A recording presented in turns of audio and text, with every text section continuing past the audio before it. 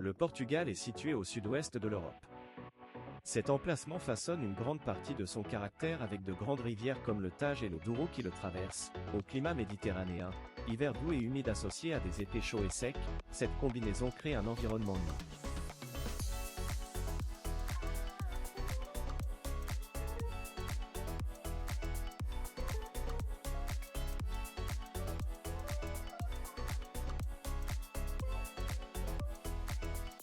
J'ai commencé mon voyage d'un mois par Porto et par une croisière sur le fleuve Douro. Pendant la croisière, nous passons sous l'emblématique pont Dom Luís Ier. Le pont a été conçu par Théophile Seyrig, un associé de Gustave Eiffel. Cette croisière était inclue avec le bus Open Up. Pendant cette croisière, vous naviguez entre Villanova de Gaia et le quartier de Ribeira.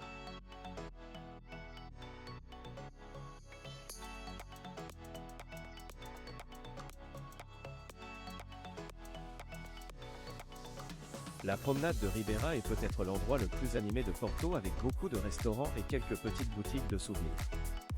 De là, une courte promenade vous amène au célèbre pont à double étage, le pont Dom Luís Ier. De l'autre côté du pont se trouve Villanova de Gaia. Villanova de Gaia est parsemé de caves offrant des visites et des dégustations de vins de Porto avec des terrasses de café et des vues sur le fleuve Douro.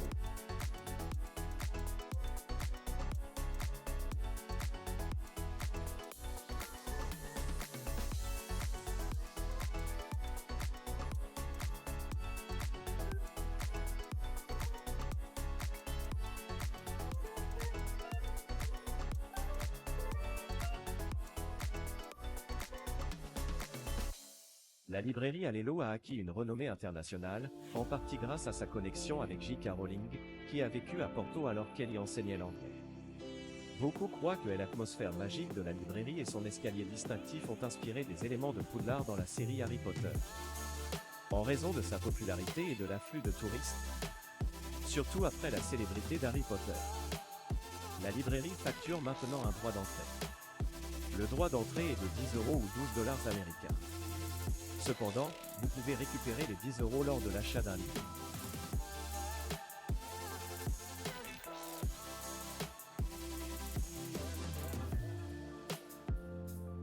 Le Mercado Bom Sucesso est un marché très agréable et très propre avec beaucoup de choix.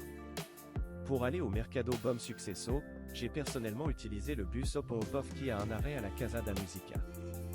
Sinon, utilisez le métro jusqu'à la station Casa da Musica. Les 6 lignes de métro s'arrêtent à la station Casa da Musica.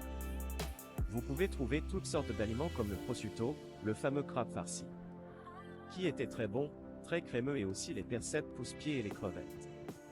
Les percebes sont savoureux mais un peu salés. Le Palacio da Bolsa, ancien palais de la Bourse, est l'un des monuments architecturaux les plus impressionnants de Porto. Bien qu'il ne fonctionne plus comme une bourse, le palais sert toujours de siège à l'association commerciale de Porto. Le palais est situé dans le centre historique de Porto. Il est très facile à trouver, il est à environ 10 minutes à pied de la promenade de Ribeira, près de l'Igreja de San Francisco. Le droit d'entrée est de 14 €, tarif normal. La visite dure environ 30 minutes. Lors de l'achat du billet, soyez patient car il y a une grande file d'attente. Il y a un nombre limité de visiteurs pour chaque visite. Il y a une nouvelle visite toutes les 30 minutes. Les pastéis de nata sont des tartelettes emblématiques portugaises à la crème pâtissière, avec des coques en pâte feuilletée croustillantes remplies de crème aux œufs onctueuses. Créés à l'origine par les moines du monastère des Géronimo à Belém, près de Lisbonne, ils sont meilleurs servis chauds avec une pincée de cannelle. La recette authentique reste un secret bien gardé.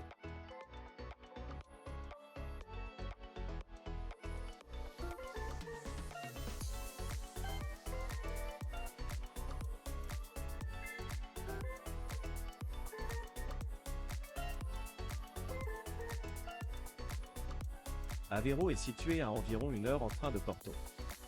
Le billet de train coûte environ 14 €. Vous pouvez aussi utiliser la carte Porto. La vieille ville est à environ 30 minutes à pied de la gare. Aveiro est aussi appelée la petite Venise portugaise. Cela vaut vraiment la peine d'y passer une journée. Il y a aussi un très bon restaurant local et familial, le Picota. Allez y très tôt car c'est un très petit endroit et très fréquenté. À Lisbonne, Commencez par la magnifique Prasado Commercio, l'une des plus grandes places d'Europe. Cette ville envoûtante s'étend sur cette colline surplombant le château historique de Saurore, perché au-dessus de la ville. Ne manquez pas l'ascenseur de Santa Justa, une tour en fer emblématique offrant des vues spectaculaires. Admirez l'architecture manuéline unique dans les monuments de la ville. Terminez votre voyage aux ruines du couvent de Carmo, d'une beauté troublante, où l'histoire murmure à travers les arches anciennes.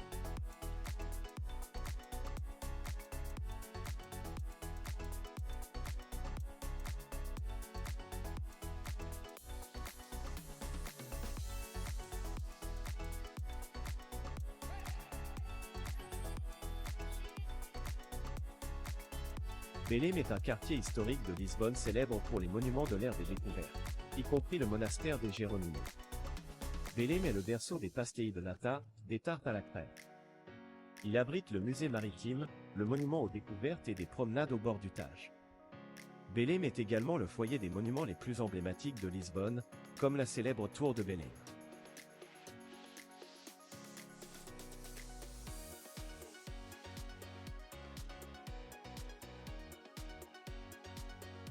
Sintra se trouve à environ 40 minutes en train de Lisbonne. L'une des principales attractions est le château des Morts. Ce château a été construit au Xe siècle durant la période d'occupation musulmane de la péninsule ibérique, situé à un point stratégique dans les collines de Sintra. Le droit d'entrée est de 12 €. Assurez-vous d'avoir une veste chaude, car même par beau temps, il y a beaucoup de vent et il est froid. Le château vaut vraiment le détour et du haut, vous avez une belle vue sur la vallée.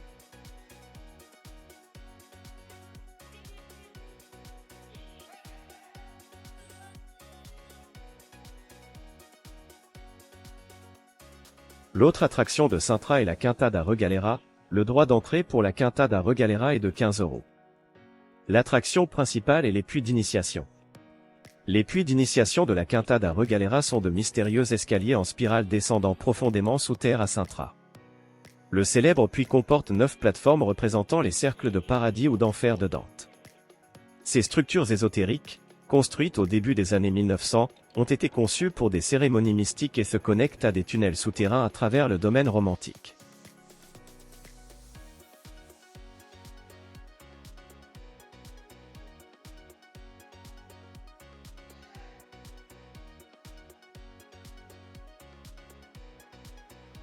Évora, ville classée au patrimoine mondial de l'UNESCO dans la région de l'Alentejo avec 2000 ans d'histoire.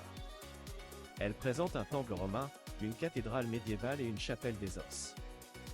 Ville universitaire depuis 1559, entourée de forêts de chênes lièges et de vignobles. Porte d'entrée vers la région viticole avec des maisons blanchies à la chaux et une cuisine portugaise authentique.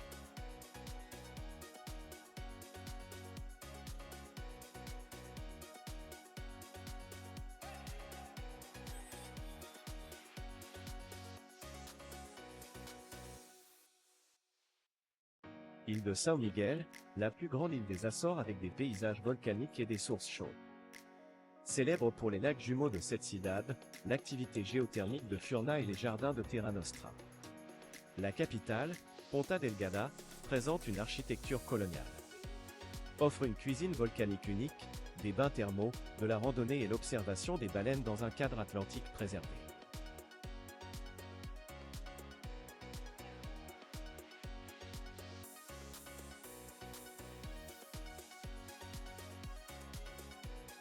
Île de Madère, archipel atlantique connu sous le nom des « îles du printemps éternel » avec un climat doux toute l'année. Présente des paysages volcaniques, des sentiers de levada et le célèbre vin de Madère. La capitale, Funchal, propose des jardins botaniques et des descentes entraînées. Populaire pour la randonnée et les forêts de lauriers. Des falaises dramatiques et une flore unique.